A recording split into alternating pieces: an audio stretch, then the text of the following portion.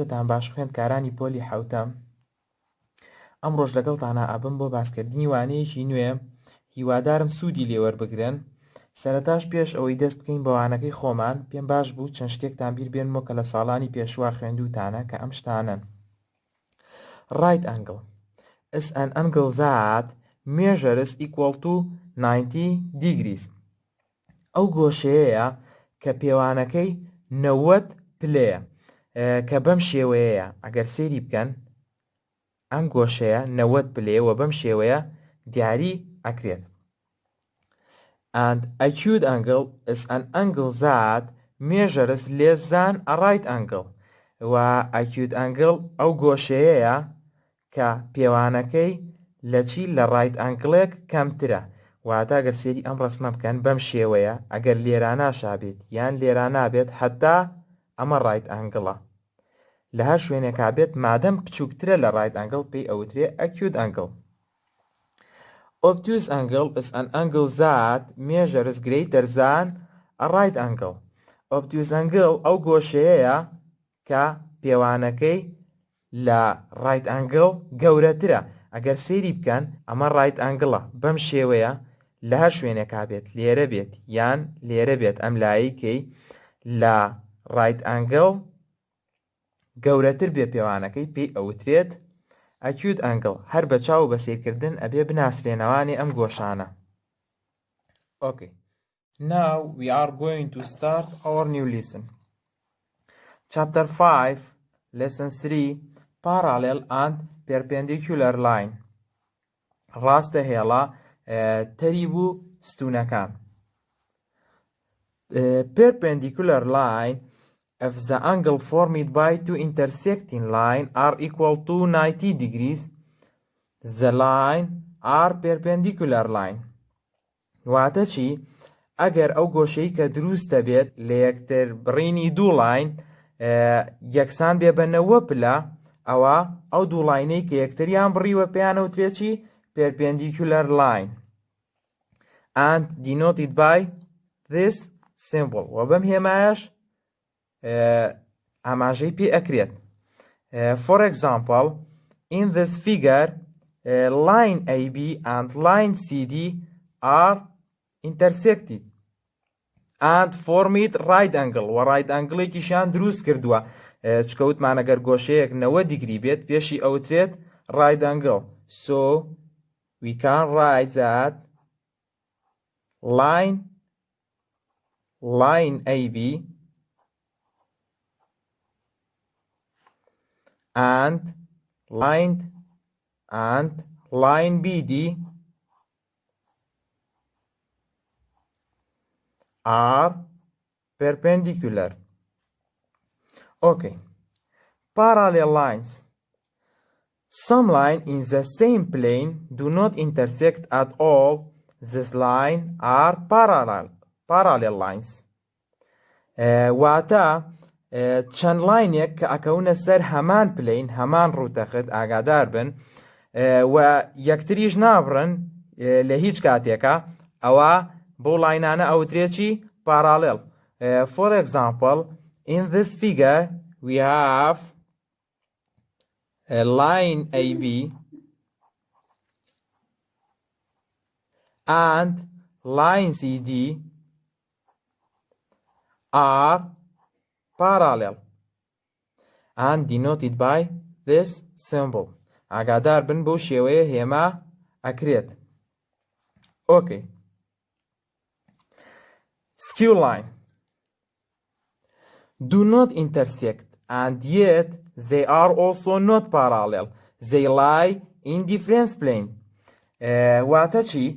دوو لاینن کە ئینتەرسێکت ناکەن و پاراڵێڵیش نین لەگەڵ یەکترا، بێگومان لەبەر ئەوەی کە ئەکەونە سەر دوو پلەینی جیاواز. بۆ نمونە ئەگەر سێری ئەم وێنەیەکەن، ئەمە لەبەر ئەوەی ناتوانرێت لەسەر یەک ڕووتەخت وێنەکان دروست کرێت. مانای ئەوەیە ئەم دوو لاینە بە شێوەیەن، بەم شێوەیەن یەکتر نابڕن و پاراڵێڵیش نین بە یەکتر، تەریبیش نین بە یەکتر، لەبەرەوەی لەسەر دوو ڕوتەختی جیاوازن. ئەگەر ئێستا ئەمە دروستی بکەیت ئەم وێنەیە ئەمەیان لەسەر ئەم ڕوتەختەیە، بەڵام ئەمەیان لەسەر ئەم ڕوتەختە دروست ناکرێت. پێویستە ئەگەر وێنەکەی بە قەڵەم بکێشین پێویستی بە ڕوتەختێکی تر ئەبێت بەم شێوەیە کە لەسەری دروست کرێ، بۆیە ئەکەونە سەر دوو ڕوتەختی جیاواز. خۆ ئەگەر لەسەر یەک ڕوتەخت بوونایە ئەوە ئینتەرسێکتیانە کرد. ئەمەش سکیو لاین.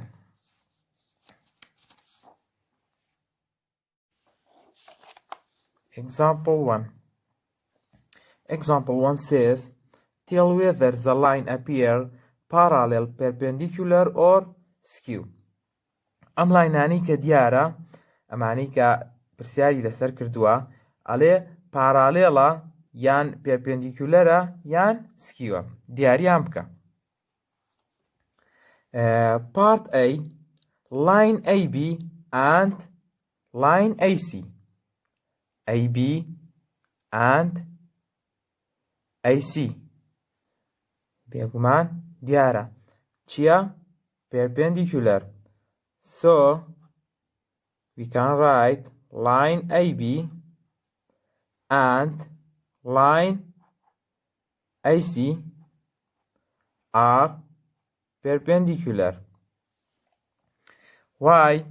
Because they are intersect and form it right angle. بێگومان لەبەرەوەی ئینتەرسێکتیان کردووە، لە ئینتەرسێکتەکە شاچیان دروست کردووە right angle. چکە ئەمە ئەگەر دیقەت بن ئەمە کیو بە شێوەکەی خۆی هەر ڕوویەکی سکوێرە. لە دەرسی پێشووشا باسی سکوێرمان کرد، پێم وابێ وتمان the measure of all angle of a square equal to 90 degrees. هەر گۆشەیەکی ناو چوار گۆشە چەنەیە؟ 90 پلەیەکە پێشێوتێت right angle. کەواتە لەبەر ئەو هۆکارە کە یەکیان بڕیوە گۆشەی نەوەیان دروست کردووە، ئەتوانین بڵێین ئەم دوو لاینە چین؟ پێرپێندیکولەرن، ئەستونن لەسەر یەک. Okay. Part B, line CE and line BD. CE and line BD. ئەگەر سێریکەن ئەمە خۆی لە شێوەیەکی ئاوایە، لە شێوەی کیوبایە، بەم شێوەیە ئەمە لاینی بیدیە و ئەم دووریە ئێرەشی لاینی چییە؟ لاینی CEە. ئەگەر سێرکەن ئەم دوو لاینە چۆن چۆنین لەگەڵ یەکترا؟ بێگومان سکیو. So we can write that line CE and line BD are skew. Why? Because they are in different plane and do not intersect. لەبەرەوەی لە دوو پلەینی جیاوازان و یەکتریشیان نەبڕیوە و پارالێڵیش نین. Part C, line AC and line BD. ئەم دوو لاینە چین لەگەڵ یەکترا؟ ئەگەر سێریکەین چییە؟ پارالێڵە. The line are in the same plane and do not intersect. ئەو لاینی کە ئەکەونە سەر هەمان پلین، لەسەر هەمان ڕوتەختن و ئینتەرسێکتیش ناکەن، پیانەوترێکی پارالێڵ. کەواتە line AC and line BD are parallel since the line are in the same plane and do not intersect. لەبەرەوەی ئەو لاینانە لەسەر یەک پلین و لەسەر یەک ڕوتەختن و یەکتریشیان نەبڕیوە. ئێستاش پێش ئەوەی بچینە سەر ئێکزامپڵی دوو، شتێکی تر هەیە کە پێویستە بیزانن، ئەویش transversal. Transversal is a line that intersects two or more line. Transversal بۆ لاینە ئەڵێن خۆی لاینێکە کە دوو لاین یان زیاتر ئەبڕێت. یعنی یەک لاین ببڕێت پێی ناوترێت transversal، ئەبێت دوو بێت یان زیاتر. 8 angle are formed when a transversal intersects two line. کاتێکە لاینێک دوو لاین ببڕێت چەند گۆشەمان بۆ دروستە بێت؟ 8 angle، 8 گۆشەمان بۆ دروستە بێت. In this figure we have 1, 2, 3, 4, 5, 6, 7, 8. We have 8 angle. 8 گۆشەمان بۆ دروستە بێ کاتێک کە لاینێک دوو لاین ئەبڕێت. When those two lines are parallel, کاتێک ئەگەر ئەم دوو لاینە کە بڕاون پارالێل بێت. ئاگاتان لێبێ ئەگەر پارالێل بێت. کۆمەڵێک پرۆپێرتی بۆم گۆشانە دروست دەبێ کە چین؟ All of the acute angle formed are congruent. هەموو acute angle-ەکان کە لەسەر ئەم وێنەیە چی ئەبن؟ ئەگەر ئەم دوو لاینە پارالێل بێ congruent ئەبن. congruent ئەبن واتە چی؟ In the previous lesson we say that if two angles are congruent then they have the same measure. واتە چی؟ کە congruent ئەبن یعنی هەمان پێوانەیان ئەبێت، هەمان مێژەریان ئەبێت. ئەکیوت ئەنگڵەکان لەم وێنەیە کامانن؟ ئەگەر سیرکەین ئەکیوت ئەنگڵ وتمان ئەو گۆشەیەکە لە ڕایت ئەنگڵێک بچووکترە. ئەگەر سیرکەین ئەوە ئەکیوت ئەنگڵە، بەڵام گۆشەی ئەی ئەکیوت ئەنگڵ نییە چکە لەنەوە بچووکتر نییە، کەواتە ئەمە ئەکیوت ئەنگڵە. و هەروەها ئەمەش ئەنگڵ دی ئەگەر سێریکەن لەنەوە بچووکترە، بەڵام ئەگەر سێری سی بکەن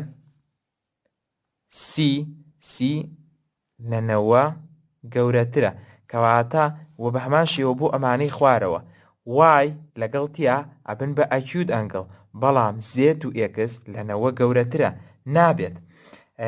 وتمان ئەکیوت ئەنگڵەکان کۆنگرێنتە بن، وتیشمان کۆنگرێنت دواتە هەمان مێژەریان هەبێ، کەواتە ئەتوانین بڵێین measure of angle B equal to measure of angle D equal to measure of angle Y and equal to measure of angle T.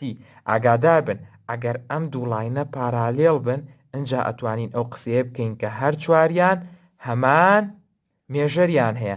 ئەگەر پارالێل نەبن ناتوانین بڵین ئەم دوانە لەگەڵ ئەم دوانە هەمان مێژەریان هەیە. بۆچی دوو جیامان کردو؟ چکە ئەگەر پارالێڵیش نەبن ئەم دوانە بەجیا ئەم دوانە بەجیا هەر کۆنگرێنتن. ئەگەر بیرتان مابێ باسمان کرد ئەمانە vertical angle-ن، ما vertical angles are congruent. بەڵام ئەگەر پارالێل نەبن ئەم دوانە لەگەڵ ئەم دوانەیە پەیوەندیەکانە بچڕێکە هەر چواریان بەیەکەوە کۆنگرێنت بن. Okay. All of the obtuse angle formed are congruent.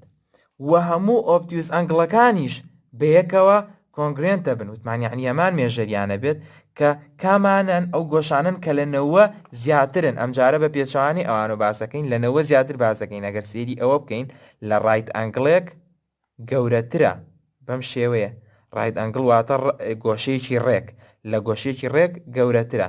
ئەگەر سێریکەین ئەنجارە بیوتمان ئەکیوت ئەنگڵە ها لەنەوە کەمترە، بەڵام سی گۆشەی چییە؟ ئۆبتیوس ئەنگڵە، کەواتە بە هەمان شێوە ئێکس و زێتیش ئۆبتیوس ئەنگڵن، کەواتە ئەتوانین بڵین measure of angle A equal to measure of angle C equal to measure of angle X equal to measure of angle Z. بەم شێوەیە ئەمیش لە هەمان کاتە ئەگەر پارالێل بن ئەنجا ئەم شتانە ڕوئەیات، ئەگەر پارالێل نەبن وتمان هەر چواریان کۆنگرێنت نابن، تەنها دوانی vertical، چکە vertical angle always congruent. vertical angle هەموو کاتێک کۆنگرێنتە، پێویست بە هیچ سەلماندنێک و هیچ شتێک ناکات، بەڵام ئەمە بۆی کە هەر چواریان بەیەکەوانێ کۆنگرێنت بن پێویستە ئەم دوو لاینە چی بێت؟ پارالێل بێت، ئەو مەرجەی پێویستە. وە شتێکی تریشمان هەیە this obtuse angle and acute angle are supplementary. و ئەگەر obtuse angle-ێک و acute angle-ێک بەیەکەوە بەراوردکەین، یعنی یەکێک لە گۆشە ئەکیوتەکان هەر کامێکیان بێت لەگەڵ یەکێک لە obtuseەکان بەراوردکەین، چۆن ئەبن لەگەڵ یەکە؟ supplementary ئەبن. supplementary چییە؟ In the previous lesson we say that supplementary angles are two angles such that the sum of their measure is 180 degrees مان کۆی دوو گۆشەکە ئەبێ بکاتە 180 دیگری ئەنجا ئەبن بە سەپلیمنتەری کەواتە ئەتوانین بڵێین measure of angle A یەکێک لە ئۆبتیوز ئەنگڵەکان هەر کامێکیان بێ لەگەڵ یەکێک لە ئەکیوت ئەنگڵەکان ئەویش هەر کامێکیان بێ بۆ نمونە ئێمە B ئەهێنین ئەنگڵ B ئەگەر کۆیان کەینەوانێ ئەبێت چەنە بکە equal to 180 degrees ئەمە یعنی سەپلیمنتەرین ئەم سێ خاصیەتە وتمان کاتێک کە دوو لاینەکەی کە بڕاوە لەلایەن ترانسڤێرسەڵەکەوە ئەبێت چی بن ئەم دوانە پارالێڵ بن ئەنجا ئەم مەرجانە تەطبیق ئەکات ئەگەر پارالێڵ نەبن تەنها ئەم دوانە لەگەڵ ئەم دوانە یا ئەم دوانە لەگەڵ ئەم دوانە کۆنگرێنتە بن ئەویش لەبەرەوەی چین ڤێرتیکەڵ ئەنگڵن چکە لاینێکی بڕیوە ڤێرتیکەڵ ئەنگڵن بەڵام ئەگەر پارالێڵ بن دووبارەی ئەەکەم وەگەر پارالێڵ بن ئەوە ئەم دوانە و ئەم دوانەش هەر چواریان بەیەکەوە کۆنگرێنتە بن ئەوانەی کەش بەیەکەوە هەروەها یەکێک لەمانە و یەکێک لەوانە چیە بێت سەپلیمنتەری ئەبێت ئاگادار بن. Example 2. Example 2 says line X and line Y are parallel. Find the measure of each angle. پیوانەی هەر گۆشەیەک بدۆزەرەوانێ.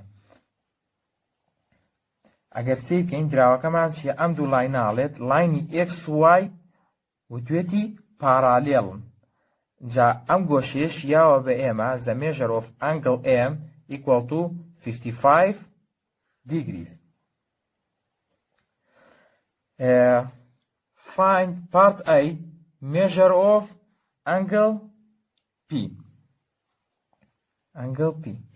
سیرکەن بۆ دۆزینەوەی ئەم گۆشەیە ئەتوانین ئەو خاصیەتە بەکاربێنین کە لەبەرەوەی ئەم دوو لاینە پارالێڵن و ئەم دوانەش چین acute angle. They are acute angle. بەڵام خاصیەتێکی ترمان هەیە کە ئەمە پێشتر خوێندومانە وتمانەتوانین ئەمەش بەکاربێنین ئەم سیفەتەیان کە چین ئەم دوو گۆشە بەیەکەوانێ vertical angle کەواتە since angle P and angle M are vertical angle and since vertical angles are congruent, therefore measure of angle P also equal to 55 degrees. لەبەر ئەوەی کە M و P verticalن و vertical angle ێمەزانین چین congruentن کەواتە they have same measure. Okay. Part B. Find angle A. گۆشەی A. ئەگەر سیرکەین A لەگەڵ ئێمە چییە؟ A لەگەڵ ئێمە acute angle کەواتە و هەروەها لاینی XYش چین پارالێڵن کەواتە line X parallel to Y. Angle A and angle M are acute angle and all of acute angle are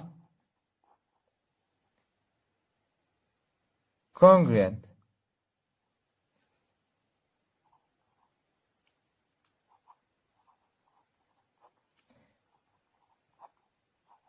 In this figure لەو وێنەیەدا in this figure لەو وێنەیەدا ئەگینا لەو وێنەیە نەبێت هەموو ئەکیوت ئەنگڵەکان کۆنگرێنت نابن. بۆچی لەم وێنەیە؟ لەبەرەوەی دووڵانیەکەی چییە؟ پارالێڵە. So the measure of angle A also equal to 55 degrees. Okay. Part B. Measure of angle B. ئەمە گۆشەی بیە. ئەم دوو گۆشەی کە دۆزیمان و لەگەڵەوەی کە دراوە هەرسێکیان ئەکیوت ئەنگڵن. ئەم بی چییە؟ ئەگەر سیرکەن ئۆبتیوز ئەنگڵە.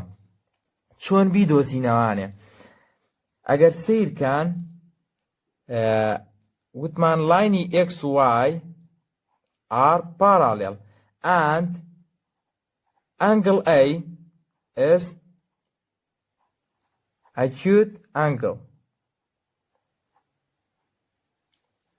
and angle B is obtuse angle.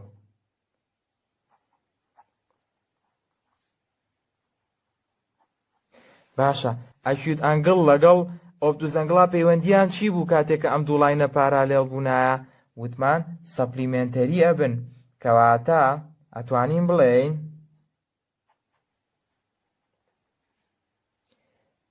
measure of angle A plus measure of angle B equal to 180 degrees. Substitute 55 degree in measure of angle A. Measure of angle A چەندەیە؟ 55. ئەتوانین داینینەوە لە چێکەکەیە. 55 degrees plus measure of angle B equal to 180 degrees. Move 55 to other side and use inverse operation. So measure of angle B equal to 180 minus 55 degrees. And measure of angle B equal to 125 degrees. و ئەکسەرسایزەکان ژمارە 1 تا ژمارە 12 هۆموۆرکە.